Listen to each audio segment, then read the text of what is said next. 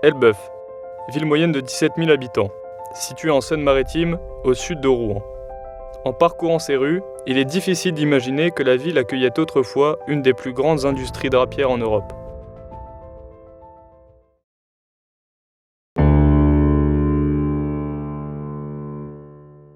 Dès la moitié du XVIIe siècle, Elbeuf fut choisi par Colbert pour y implanter une manufacture royale qui va donner une première renommée à la ville.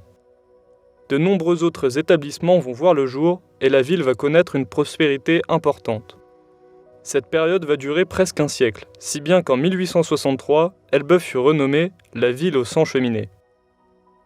En réalité, la manufacture d'Elbeuf, ça représente plusieurs entreprises familiales qui produisent des draps. Mais suite à la demande de la population, Colbert décide d'implanter à Elbeuf une organisation plutôt particulière, grâce surtout à la Seine, qui va permettre d'approvisionner et d'exporter les matières premières et les draps finis, les produits finis, dans toute la France, surtout à Paris.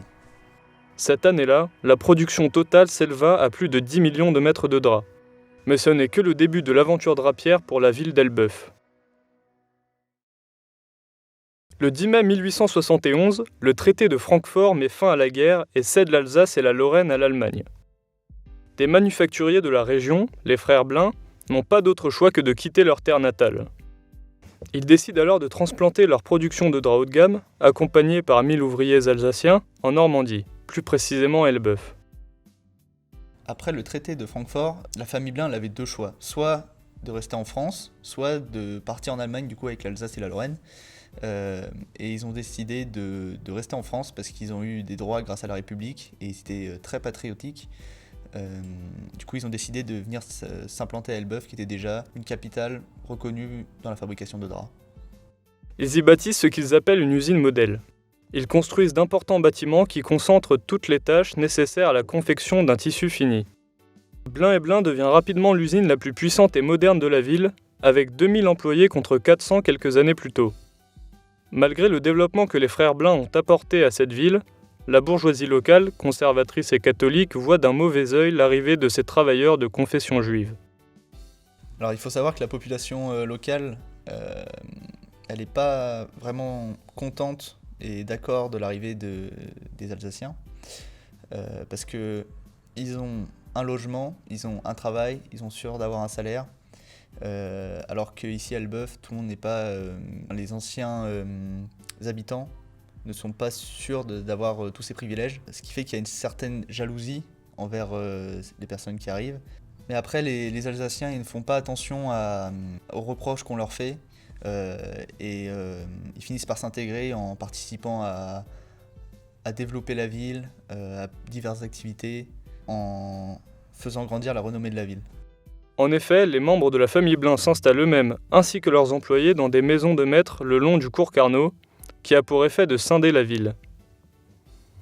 Malgré tout, les clients sont prestigieux, avec principalement le Vatican, les maisons de haute couture et même la reine d'Angleterre.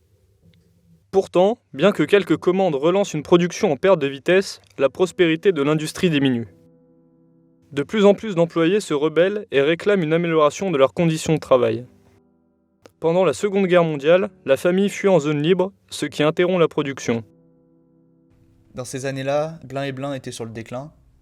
Il y a eu une seule chose qui les a fait un peu remonter, c'était la guerre, parce que du coup ils ont commencé à produire des uniformes, ce genre de choses pour l'armée. Pendant la guerre, ils sont partis au sud, parce que du coup ils étaient juifs, dans la zone libre. Du coup l'entreprise s'est fait réquisitionner par l'armée allemande, qui produisait justement pour l'armée allemande, ce qui a fait que ça a relancé un peu l'économie encore, mais c'était vraiment en sursis. Ensuite, à la fin de la guerre, il y a eu le début de la société de consommation, ce qui a fait que les gens voulaient changer souvent d'habits, de vêtements. À l'époque, avant, les hommes par exemple achetaient un costume, ils le gardaient toute leur vie, alors que maintenant les gens veulent changer couleur, style, et ce qui fait que l'entreprise ne peut pas suivre, ne peut pas produire autant de produits différents que ce que la consommation veut, enfin la société voudrait consommer. Ils ont fini par devoir mettre la clé sous la porte parce qu'ils ne pouvaient plus suivre la demande des clients. Eux, ils produisaient des produits de qualité très peu et qui coûtaient cher surtout. Donc ça, ils avaient quand même une certaine clientèle, mais ça ne pouvait pas subvenir aux besoins pour faire fonctionner toute l'entreprise. Du coup, ils ont fini par mettre la clé sous la porte. À la Libération, les Blin misent sur la diversification et l'exportation, mais les matières synthétiques auront la peau du drap en laine pure, produit phare de la maison. La chute des ventes semble inexorable dans un contexte de crise du textile. À cela s'ajoute l'arrivée en 1958 de l'usine Renault à Cléon, qui attire les ouvriers qualifiés avec de meilleurs salaires. Les plans de redressement de 1971 et 1974 ne suffisent plus. En 1975, c'est le dépôt de bilan et le licenciement de 660 employés. C'en est fini de Blin et Blin.